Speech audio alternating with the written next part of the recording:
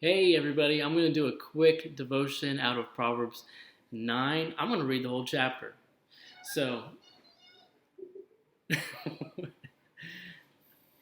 my wife and kids are outside playing with squirt guns without me. Anyways, so go ahead and get your Bible out. We're going to read this real quick, and then I got a couple thoughts I'd like to share from it.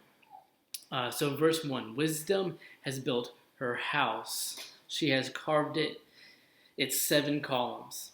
She has prepared a great banquet, mixed the wines, and set the table. She has sent her servants to invite everyone to come. She calls out from the heights overlooking the city. Come in with me, she urges the simple. To those who lack good judgment, she says, Come, eat my food, and drink the wine I have mixed.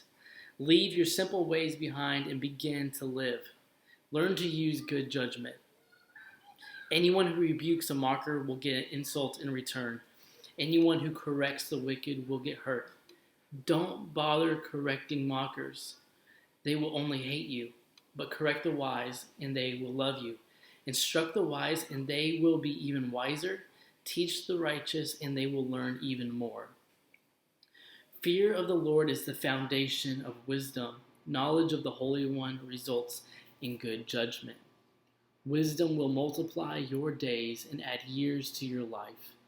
If you become wise, you will be the one to benefit. If you scorn wisdom, you will be the one to suffer.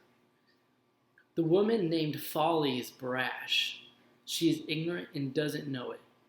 She sits in her doorway on the heights overlooking the city. She calls out to men going by who are minding their own business. Come in with me, she urges the simple. To those who lack good judgment, she says, Stolen water is refreshing. Food eaten in secret tastes the best. But little do they know that the dead are there. Her guests are in the depths of the grave. I want to talk about shortcuts today and how I think it's interesting that in this chapter we have a woman named Wisdom and we have a woman named Folly, and this chapter says they both have a house sitting on a hill. I just find that interesting because I think a lot of times whenever you're in a situation where you have to make a choice, are you going to put in the hard work or are you going to take a shortcut? Sometimes it feels like it's coming from the same place. It may even sound like it's coming from the same voice. And so it can be really confusing on what the right thing to do is sometimes in the middle of the situation. But even though they sound like they're coming from the same place, you're going to get two different results. There is something to be gained, and there is something to be lost, depending on what decision you choose. I can remember I was in middle school, and we would play basketball. And that was pretty good. We would play basketball all the time during our recess breaks and stuff like that. And and I'm not going to say the guy's name, but this guy always had the newest Air Jordans, and he was convinced that if he had the newest Air Jordans, that he was going to be a good basketball player. The common sense tells us that you can spend money on shoes all day long, and it's not going to help your game. Like, you're not going to improve. If you want to improve your game, you have to put in the time. You have to put in the effort. You got to put in the work.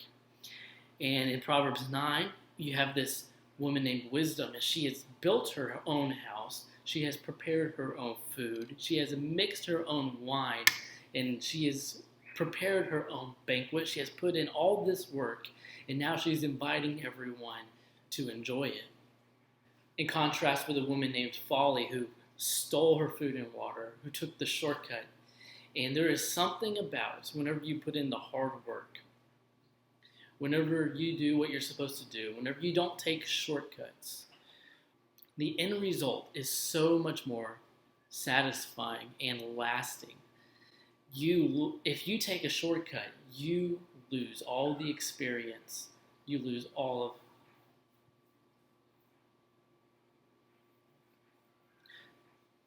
If you take shortcuts, you lose something. If you go out and buy the newest Jordans to be a better basketball player, you may look like a basketball player, but you are not going to have the talent. You are losing something. You are robbing yourself of something by not putting in the work.